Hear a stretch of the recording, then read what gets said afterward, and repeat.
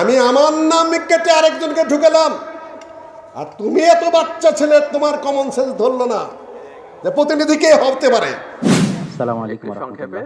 আলহামদুলিল্লাহ ওয়াহদাহু ওয়াসসালাতু ওয়াসসালামু আলা মান লা নাবিয়্যা বা'দা। আমি আব্দুল্লাহ বিন আব্দুর রাজ্জাক। প্রায় 3 কোটি 3.5 কোটি যে জনগণ আছে তাদেরই একজন প্রতিনিধি বলতে পারেন। এই বাংলাদেশে জাতীয় পর্যায়ে কিংবা আন্তর্জাতিক পর্যায়ে যদি আহলে হাদিসের কোনো প্রতিনিধিকে ডাকা হয়, একজন ডাকলে ডক্টর আব্দুল্লাহ ফারুককে ডাকবে, দুইজন ডাকলে তার সাথে সাথে গালেবকে ডাকবে। আর আমি মুসলিউদ্দিনকে যদি সরকার জিজ্ঞাসা করে কারে চাবো, তাহলে আমি কার নাম বলবো? আমাকে 1 নম্বরে দেওয়া ছিল, 2 নম্বরে আব্দুল্লাহ বিন আব্দুর রাজ্জাক। বিরোধিতা করলে শরম থাকা দরকার, লজ্জা থাকা দরকার, চুপ থাকা ভালো। আর নিজের ছেলের বিরোধিতা করবেন কেন? আব্দুল্লাহ গতকাল আমাদের যে উপদেষ্টা পরিষদ গঠিত হয়েছে, সেখানে তার যে প্রধান প্রফেসর ডক্টর ইউনূস সাহেব আলেমদেরকে ডেকেছিলেন। জানেন নাকি আপনারা? কেউ জানেন আহলে হাদিসের প্রতিনিধি ছিল কিনা? কে? সাইফুল্লাহ আহলে হাদিস। সাইফুল্লাহ ডক্টর সাইফুল্লাহ সৌদি আরবে পড়ে এসেছেন, তিনি আমাদের সাথে উঠেন বসেন, আলহামদুলিল্লাহ, তার অনেক অবদান। কিন্তু আহলে হাদিস ঘরানার নন। আহলে হাদিস ঘরানা এখানে আমাকে আবার খেয়াল করাই দিও মাদানী সাহেবরা, তোমাদের জন্য বলছি, প্রতিনিধি কে হওয়ার কথা। এই বাংলাদেশে জাতীয় পর্যায়ে কিংবা আন্তর্জাতিক পর্যায়ে যদি আহলে হাদিসের কোনো প্রতিনিধিকে ডাকা হয়, 1 নম্বরে কাকে ডাকা হবে? কাকে? সর্ববৃহত্তর সংগঠনের প্রতিনিধিত্ব উনি করেন না। তার জ্ঞান বেশি, তার বয়স বেশি, তার লেখাপড়া বেশি। আমাদের মুরব্বী, এটা নিয়ে কোনো দ্বিমত নাই। আপনার যেটা বলছেন ওই অ্যাঙ্গেল থেকে রাইট। আপনি বৃহত্তর সংগঠন এবং প্রাচীন সংগঠন মনে করেন, তাহলে তার প্রধানকে যিনি থাকুন না কেন, তিনি চেয়ারের প্রধান। তিনি চেয়ারের প্রধান। তাহলে ডাকবে কাকে সরকার? একজন ডাকলে ডক্টর আব্দুল্লাহ ফারুককে ডাকবে, 2 জন ডাকলে তার সাথে সাথে গালেবকে ডাকবে। আর আমি মুসলিউদ্দিনকে যদি সরকার জিজ্ঞাসা করে কারে চাবো, তাহলে আমি কার নাম বলবো? আমাকে 1 নম্বরে দেওয়া ছিল, 2 নম্বরে আব্দুল্লাহ বিন আব্দুর রাজ্জাক। হঠাৎ করে সে অফিস থেকে ফোন এসেছে 1টার পরে। আমি তখন সিরাজগঞ্জের প্রোগ্রামের দিকে যাচ্ছি, নিকট আত্মীয়, থতমত খেয়ে গেছে। বলছে আপনার নাম যে 1 নম্বরে এসেছে, আপনি নাকি ওখানে আহলে হাদিসের যারা নেতা আছে তাদের মধ্যে মুরব্বী নড়াচড়া করতে পারেন। তবে আর কে? বললো যে ডক্টর আব্দুল্লাহ বিন শেখ আব্দুল্লাহ বিন আব্দুর রাজ্জাক। আমি সাথে সাথে, তবে নিকট আত্মীয় বলে সে বিব্রত বোধ করেছে। পরের দিন আবার পত্রিকা আবার কি লেখালেখি হয় যে নিকট আত্মীয় বইলা ডক্টর ইউনূসের পক্ষে নামটা দিয়ে দিচ্ছে, উপদেষ্টা আর কি। যাই হোক, আর বাকিটুকু বললাম না। এই জন্য আমি যে বিব্রত বোধ করছি, আপনি আসলে আমার পত্রপত্রিকায় মেলা লেখালেখি হবে যে জামাই শ্বশুরে এগুলা হয়ে গেছে। আমি বললাম তুমি এখন আমার নামটা কেটে দাও, আমার জায়গায় বৃহত্তর সংগঠনের যিনি নেতৃত্ব করেন ডক্টর আব্দুল্লাহ ফারুকের নাম দিয়ে দাও। দ্বিতীয়টা নিয়ে আর আমি কথা তুললাম না। আমাদের কমন সেন্স। আমি আমার নাম কেটে আরেকজনকে ঢুকালাম, আর তুমি এত বাচ্চা ছেলে, তোমার কমন সেন্স ধরলো না যে প্রতিনিধি কে হতে পারে। এটা বিবেচনা নিজের পয়দা করতে হবে, শিখতে হবে। এগুলা মুখপত্র কে হয় একটা সংগঠনে, কোন দিকে। তোমার যোগ্যতা নিয়ে আমার কোনো দ্বিমত নাই, তোমার ব্রেন নিয়ে আমার কোনো দ্বিমত নেই, তবে তোমার কমন সেন্সের অভাব আছে। নিজেকে শুধরে নাও। কম ওইভাবে গঠিত হয় না, যার যার মতো মুখপাত্র হতে চলে না। ডক্টর আব্দুল্লাহ ফারুক আমার চেয়ে বয়সে কম, অভিজ্ঞতা আমার চেয়ে মেলা কম, তারপরেও তিনি বৃহত্তর সংগঠনের প্রধান। আমি আমার নাম কাটিয়ে তার নাম বসিয়ে দিয়েছি। শিখার চেষ্টা করো। একটা কম একদিনই গঠিত হয় না। চিন্তা চেতনা, বিবেচনা বোধ জাতীয় পর্যায়ে আন্তর্জাতিক পর্যায়ে আমাদের হতে হবে। সম্মানিত উপস্থিতি, এটা আমি বলতে আসছি এই জন্য যে আর সবাই বক্তা কার উপর কারা বক্তৃতা করবে করো, কিন্তু জাতীয় পর্যায়ের বিষয় আছে, আন্তর্জাতিক পর্যায়ের বিষয় আছে, কোথায় যায় কাকে ফেস করতে হবে সে ব্যাপারে তার মুখপাত্র আছে। সেদিন বলছিলাম ধানীখোলায় যে আওয়ামী লীগের 3 জন মুখপাত্র ছিল এক সময়, মাহবুব হানিফ আর হাসান মাহমুদ সাহেব আর কাদের সাহেব। পরে 2 জনকে অফ করে দেওয়া হলো। কাদের সাহেব আধা মরা মানুষ, একাই অক্টোপাসের মধ্যে বেকাতারা হয়ে কইতে থাকতেন। জামাতের মুখপাত্র একজন, তাদের আমি ডাক্তার সাহেব। আর আহলেজের মুখপাত্র শেষ নাই, সবাই মহাপণ্ডিত। মহাপণ্ডিত হও, কিন্তু কথা বলতে যেও না। কোন জায়গায় কার কথা বলতে হবে সেটা তোমরা বুঝে বলার চেষ্টা করো, নাহলে জাতি ধ্বংস ছাড়া কখনো আগাতে পারবে না। কালকা ডাকলা, যাওয়া হলো, নাম আসলো, হাসির রোল পড়ে গেছে সারা দেশে। আহলে হাদিসের কোনো বয়স্ক মানুষ নাই, আহলে হাদিসের কোনো আলেম নাই, আহলে হাদিসের কোনো ফেস নাই। আমি তুমি আরো বড় হওয়া দোয়া করি, কিন্তু অসময়ে কুকর্ম করো না, শেখার চেষ্টা করো। বলবে তুমি এরকম নাম ধরে বলো, হ্যাঁ নাম ধরে বাপ বেটার সামনেই বলি। কম অত সহজে গঠিত হয় না, কোনোদিনও ডাকা হবে না। আমি আমার নিজের নাম কেটে দিলাম, আর তোমার কমন সেন্স অ্যালাউ করলো না, তুমি কি করবা? সম্মানিত উপস্থিতি, মুখপাত্র ধানীখোলায় বলেছে সবাই মুখপাত্র সাজতে যেও না। মুখপাত্র কে হতে পারে তোমার? এইখানে আমি আবার ফিরে আসছি। মোহাম্মদ বিন আব্দুল ওয়াহাব রাহিমাহুল্লাহ তিনি কে উপস্থিত হয়েছেন। বিবি সাহেব বলে দিলেন শাসকের, আপনি যাবেন, ইনি জন্য আসেন। জিজ্ঞাসা করলেন আপনি কি চান? যে কোরআন হাদিস তুমি প্রতিষ্ঠা করো, তোমার হাতে এই প্রদেশের ক্ষমতা আছে। যে আমার কি হবে তাহলে? আমি তো খাজনা তুলি, এই করি সেই করি। উনি বললেন যে কোনো সমস্যা নাই, আল্লাহ তোমাকে দিয়ে দিবে, ভরে দেবে ইনশাআল্লাহ, আমি সাথে আছি এবং দোয়াও করব। পরে যে হাতে হাত রাখলেন মোহাম্মদ বিন সৌদ, তিনি হাত বাড়িয়ে দিলেন, ও সতিয়া শেখ, হে শেখ আপনি হাত বাড়িয়ে দেন। উবাইয়ুকা, আমি আপনার কাছে বায়াত করছি। কে বায়াত করলো? আলেমের হাতে শাসক না শাসকের হাতে আলেম? আলেমের হাতে শাসক বায়াত করেছে। সালাফিরা ভালো করে শুনে নাও, পরিস্থিতির দাবি আছে কিছু কিছু, খালি একঘেয়ে চিন্তা ভাবনা করে কথাবার্তা বলো না, হিসাব করে কথা বলতে হবে।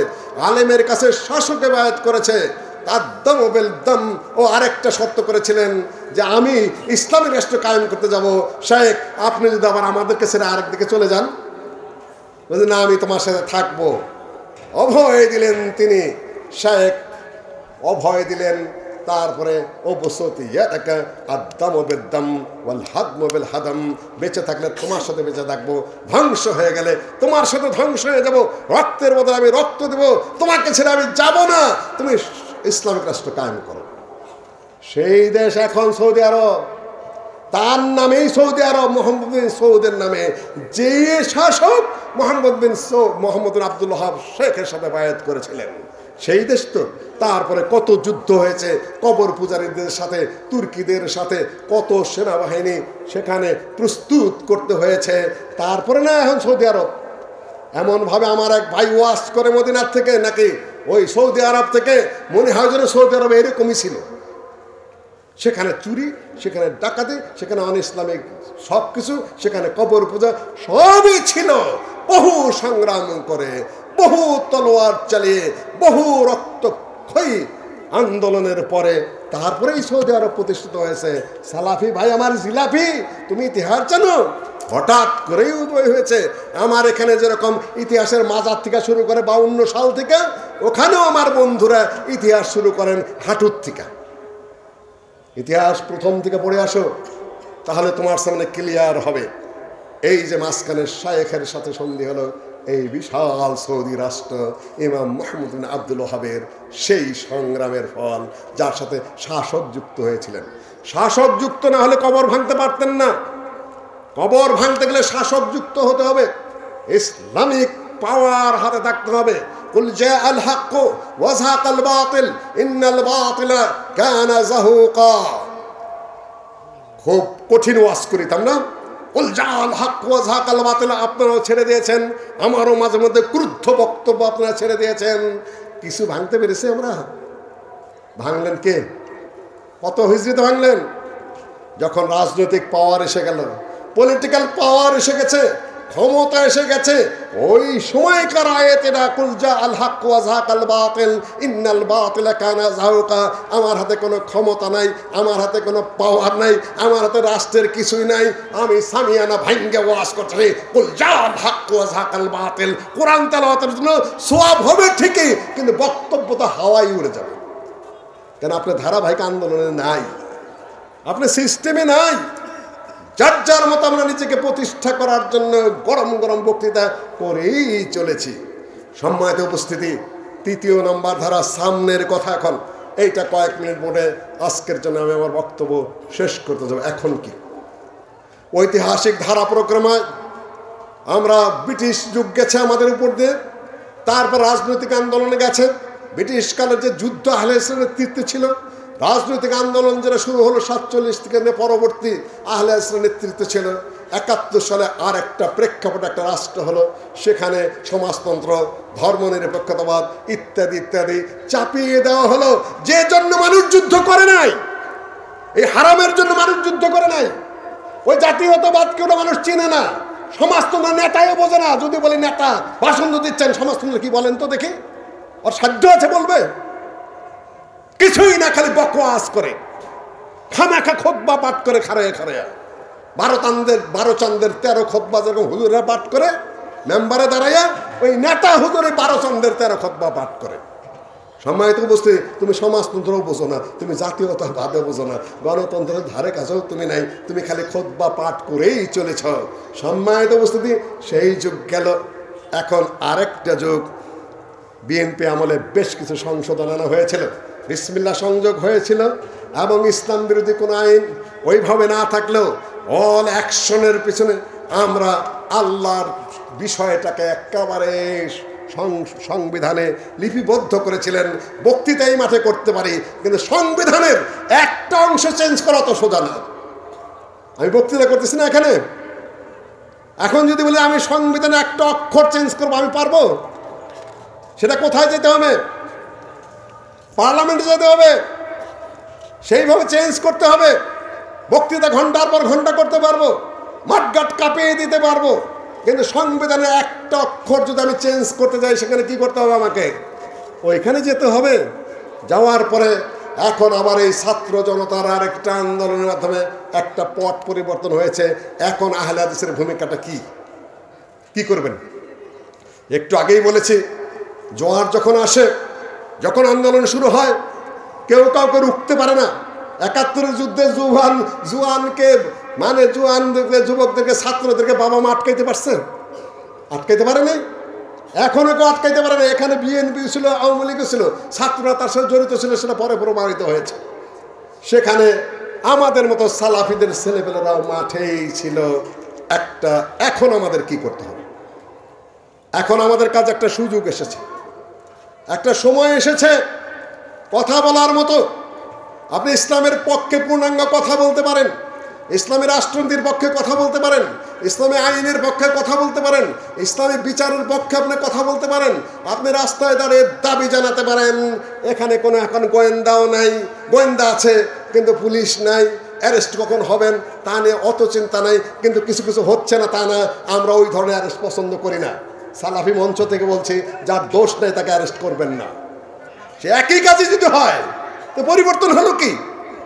সুনির্দিষ্ট কেস ছাড়া কেউ কাউকে অ্যারেস্ট করবেন না, ওটা বেআইনি, এটা অন্যায়। এই কাজ করবেন না। কোনো প্রিন্সিপালকে হটায় দেয় নিজের প্রিন্সিপাল বসাবেন না, কোনো ইমামকে হটিয়ে দে আরেক ইমাম বসাবেন না। এগুলো সবই জুলুম, এটা সবই অন্যায়। একজনের ছবি নামায় দেয়, আরেকজনের ছবি আবার সেখানে টানায় দেবেন, ওইটা না জায়েজ, আবার এটা আবার জায়েজ হয়ে যাবে, দুটাই না জায়েজ। ওইটা আর করবেন না আপনারা, কারণ আপনার মুসলিম, ছবি ওইভাবে টানানো হারাম। এটা মাথার মধ্যে রেখেই চলেন।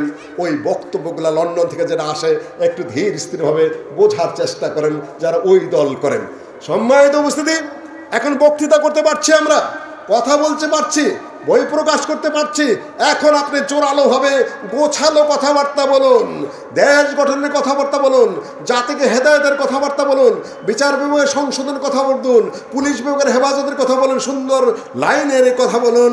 আপনি ছাত্রদেরকেও সঠিক পথে চলার জন্য নির্দেশ দিন। মোমবাতি জ্বালানো শুরু করে দিয়েছিল ছাত্ররা, কি করব বললে হয়তো আপনার খারাপ মনে করবেন। এখন আমার মেয়ে পর্দা করে, এত কোনো সন্দেহ নাই। সেও এক ইউনিভার্সিটির সমন্বয়ক, পরে জানতে পারলাম পুলিশ ঘুরে আমার বাসাতে, আমি জানি না। শুনলাম যে আহতদের নিহতদের স্মরণে মোমবাতি প্রজ্বলিত হবে। আমি বললাম, তুই একটা আহলে হাদিস ঘরের মেয়ে, তোর বিশ্ববিদ্যালয়ে মোমবাতি প্রজ্বলন হবে? এ তো এক ভারতীয় সংস্কৃতি, যাওয়া তো খ্রিস্টান সভ্যতা নাজিল করতেছিস, বন্ধ কর। কিসের মোমবাতি প্রজ্বলন খ্রিস্টানদের? পরে বন্ধ হয়েছে। আমার কথাই বন্ধ হয়েছে এমন কথা আমি বলছি না। তোমরা যে একটা সরায় আরেকটা নো নেভার। তবে প্রস্তুত হও, যেহেতু তোমাদের মধ্যে কিছু সাহস দেখা গেছে, কিছু সততা দেখা গেছে, কিছু পরিশ্রম দেখা গেছে, মাঠে মধ্যে কাজ করতে দেখা গেছে, কিছু রাজনীতি অর্থনীতি তোমরা বুঝো বলে মনে হয়েছে। সততার পথে থেকে যদি 10 বছর কাজ করতে পারো, তাহলে এই দেশের জন্য একটা আশা বয়ে নিয়ে আসবে ইনশাআল্লাহ। আশা বয়ে আনবে, কারণ তারা আমাদেরই ছেলে, তারা আমাদেরই মেয়ে, তারা আমাদেরই সন্তানাদি। তারা যদি আমাদের চেয়ে ভালো হয়, দেশের জন্য কাজ করে, তাহলে সেটা দেশের জন্য মঙ্গল এবং দেশের উন্নতির জন্য কাজ করবে। লাস্ট পয়েন্ট বলে আমি আমার বক্তব্য শেষ করে নিয়ে যাচ্ছি। ইসকন নাম শুনেছেন আপনারা? ইসকন কি? ইসকন কি? ইন্টারন্যাশনাল কৃষ্ণ ভাবনা। কৃষ্ণকে চিনেন? কৃষ্ণকে আজ থেকে প্রায় 3000 বছর আগে ভারতের কংস রাজার ঘরের পেটের মধ্যে একটা সন্তান এসেছিল। সেই সন্তানটা চালান করে দিল যশোদার ঘরে। সেইখান থেকে সেই বাচ্চাটা বের হলো। সে তার জীবনটা হলো জেনার, তার জীবনটা হলো বেনা ব্যবসারের। 1600 গোপিনী নিয়ে সে চলাফেরা করতো। তার নাম নিয়ে হলো কৃষ্ণ ভাবনা। গীতার যে অধ্যায়, মহাভারতের একটা অধ্যায়, সেটা গীতা। অর্জুনের সাথে তাদের তথাকথিত কৃষ্ণ আকাশ থেকে অবতরণ করে কুরু পাণ্ডবের যুদ্ধে অর্জুনের সাথে এই এর মধ্যে চড়ে যে কথাবার্তা বলেছিল, সেটা নাম বলে গীতা। টিকে রেখেছে, গেরুয়া বসন পড়েছে, কপালে চন্দনা চর্চিত, গলায় রুদ্রাক্ষের মালা। দেখে মনে হয় কি একজন ব্রাহ্মণ, তাই না? নাম রেখেছে কি? চিন্ময় ব্রহ্মচারী। আমার প্রশ্ন, তুমি ব্রাহ্মণ, তুমি ক্ষত্রিয়, না তুমি বৈশ্য, না শূদ্র? ব্রাহ্মণ ছাড়া ব্রহ্মচারী হয়? তুমি তো ব্রাহ্মণ না, তুমি দাস। কোন হিন্দু তাদের সাথে নেই। হিন্দুরা তাদের শাস্ত্র মেনে চলে। ব্রাহ্মণ, ক্ষত্রিয়, বৈশ্য, শূদ্র। আরে ভাই, তুমি তো ব্রাহ্মণই না। আচ্ছা, তুমি তো ব্রাহ্মণ নও। তুমি ভাব কেন ধরেছ? এটা হলো একটা টোটাল একটা রাজনৈতিক এবং সন্ত্রাসী সংগঠন। কয়েকটা মানুষ, তারা ব্রাহ্মণ নয়, ক্ষত্রিয় বলে মনে হচ্ছে না, বৈশ্য হতে পারে। তারা এই দেশটাকে অন্যভাবে নিয়ন্ত্রণে বাইরের দিকে চালান দেওয়ার জন্য চেষ্টা চালাচ্ছিল। দুইটা কথা বলে আমি শেষ করব। আজ থেকে 15 বছর যাবত কেউ কিছু মনে করবেন না, যেটা বাস্তব, সকল পোস্ট পজিশনে হিন্দুদেরকে বসানো হয়েছে। অধিকাংশ ক্ষেত্রে যেটা ব্রিটিশ বসিয়েছিল, মুসলমানদেরকে সকল পোস্ট পজিশন থেকে সরিয়ে দিয়ে হিন্দুদেরকে বসিয়েছিল কে? ইংরেজরা। সেই একই কায়দায় ওসি বলেন, ডিসি বলেন, আমার মাদ্রাসার প্রিন্সিপাল বসিয়েছিলেন। জায়গায় জায়গায় কত কিছু করলেন, কত ধরনের ছুটি ছাটা ঘোষণা করলেন, কত মৃত্যু দিবস, জন্ম দিবস ঘোষণা করলেন। আন্দোলনের পরে সেগুলোর খবর আছে না। এদেশের কৃষ্টি, কালচার, ধর্মীয় ভিত্তি অত্যন্ত মজবুত। এগুলা করে শুধু নিজেরাই অভিশপ্ত হয়েছেন, ক্ষমতা হারিয়েছেন। সামনে যারা আসবেন, তারা যদি ওই পথে হাঁটেন, একই হাসর হবে। কেন? দেশ একটা, মানুষ একই। এদেশে গ্রহণ করা হবে না। নিজেদেরকে সামনে সতর্ক থাকবেন। একটা ভারতীয় প্রতিবেশী দেশ, ভারত বলা যাবে না, বলতে হবে কি প্রতিবেশী দেশ। কূটনৈতিক শব্দ। প্রতিবেশী দেশের আধিপত্য আর ভিতরে অভ্যন্তরীণ ষড়যন্ত্র। ইসকন কখনো হিন্দুদের প্রতিনিধিত্ব করে না। ওদের ব্রাহ্মণতন্ত্র যারা মন্দির, সেটাও হয় না। সেদিন বলেছি, তোমরা মন্দিরে ফিরে যাও, রাস্তাঘাটে এই সকল গ্যাঞ্জাম করো না। সংবিধান অনুযায়ী তোমাদের অধিকার আছে, এদেশে বেঁচে থাকার অধিকার আছে, সম্পদের অধিকার আছে, চাকরির অধিকার আছে, সকল অধিকার সংরক্ষিত রয়েছে। আবার আন্দোলন কিসের? যারা মাঠে নেমেছ তারা মন্দিরে চলে যাও, এবং হিন্দুদেরকেও ধোকা দিও না, মুসলিমদেরকেও ধোকা দিও না। বলুন, ভারতের সংবাদ মাধ্যম নিয়ে অনেক চিৎকার শুরু হয়েছে। এ নিয়ে ভয় পাওয়ার কিচ্ছু নাই। ওখান যে যুদ্ধ করে আমরা স্বাধীন করেছি, এই দেশ স্বাধীন হয়েছে, ওখান থেকে কি করবো না? কিছুই করতে পারবো না। জাতি যদি ঐক্যবদ্ধ হয়। কয়েকজন সাংবাদিক, কয়েকজনই এখানেও যারা ধরা পড়লো, আমাদেরই ছাত্র, IAUCর ছাত্র, আমি যেখানে বিশ্ববিদ্যালয়ে শিক্ষকতা করি, তাকে যারা মেরেছে তারা কারা? ওরা নেতৃত্বে আছে, কিন্তু অধিকাংশই খাতনা করা ব্রাহ্মণ। খাতনা করা ব্রাহ্মণ বুঝেন তো? ওদের সাথে উঠে বসে, কিন্তু মুসলমানের ঘরে জন্ম নিয়েছে। অধিকাংশ তারাই অ্যারেস্ট হয়েছে। খাতনা করে আর ব্রাহ্মণদের সাথে যেতে যায় না। আহলে হাদিস যারা, তাদের দৃষ্টি আমি বিশেষভাবে আকর্ষণ করে চলছে। সামনের কথা হলো আমাদের আকীদা, আমাদের আমল, সহিহ হাদিসের উপর কথাবার্তা ইত্যাদির মধ্যে আমরা অটল থাকব। আর এই যে ভূখণ্ডটা আহলে হাদিসের বিশেষ নেতৃত্বে ইংরেজদের কাছ থেকে স্বাধীন হয়েছিল, সেই পথে আমরা আবার সম্মিলিতভাবে আন্দোলনটাকে এগিয়ে নিয়ে 10-20-50 বছর পরে কীভাবে পূর্ণাঙ্গ ইসলামিক স্টেট কায়েম করতে পারি, সেই ব্যাপারে আমাদের চিন্তার চেতনাটাকে একেবারে গতি পাওয়াতে হবে। ডক্টর আবদুল্লাহ ফারুক ভাই একটু দেখতে, কালকার ঘটনা একটু কথা বলেছি, সাক্ষী উনি, ওনাকে ফোন করে বলেছে আমার নাম কেটে আপনার নাম ঢুকিয়ে দিলাম। কথা সত্য কি মিথ্যা বলেন, না হলে আপনারা আবার বলবেন যে তুমি উল্টা সমালোচনা করলেন। সিস্টেম আসতে হবে। সামনের এইটুকু বলে আমার ভাইরা যারা আমার বক্তব্য শুনে খুব নারাজ হয়েছে, আমি নারাজের জন্য বলি নেই, ডিসিপ্লিনের জন্য, গুছিয়ে আসার জন্য আমি আমার শক্ত কঠোর কয়েকটা কথা বলে গেলাম। আসসালামু আলাইকুম রহমতুল্লাহি ওয়া বারাকাতুহু।